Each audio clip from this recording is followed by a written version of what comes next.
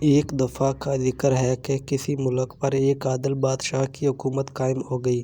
بادشاہ عدل و انصاف کا دلدادہ تھا اور رعایا کو سستا اور فوری انصاف مہیا کرنے کا شوقین بھی۔ رعایا ان باتوں کی عادی نہ تھی، لہٰذا اس کو اکثر بدہضمی کی شکایت رہنے لگی۔ لیکن بادشاہ وقت انصاف کرنے سے باز نہ آیا۔ اس کے عدل کا ایک قصہ بڑا مشہور ہے۔ ایک دن بادشاہ کو ایک پرانا دوست ملنے کے لیے آیا، جس کے ساتھ مل کر بادشاہ کبھی وارداتیں کیا کرتا تھا، اور اپنے میٹرک پاس بیٹے کے لیے نوکری کی درخواست کی۔ بادشاہ نے وزیر خاص، جس کی ڈگری بعد میں جعلی ثابت ہوئی، کو حکم دیا کہ بچے کو سول اسپتال میں سرجن لگا دو۔ وزیر خاص اکا بکا رہ گیا۔ عالی جا، تو پھر پہلے سے موجود سرجن کا کیا کروں؟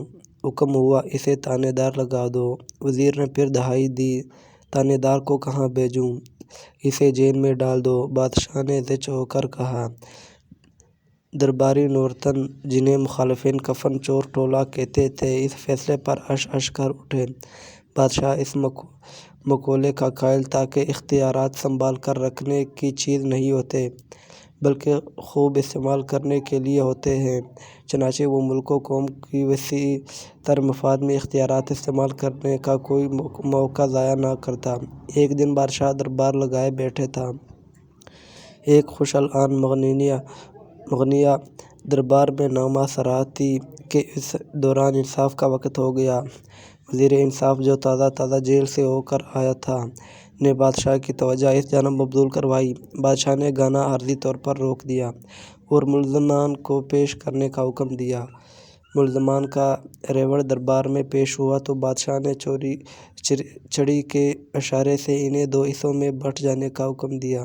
چنانچہ نصف ملزمان دائیں اور باقی بائیں طرف ہو کر کھڑے ہو گئے۔ بادشاہ نے تمام مقدمات کا مختصر مگر عقل شکن فیصلہ سنایا کہ دائیں طرف والے سارے بری، جبکہ بائیں طرف والے ملزم سزائے موت۔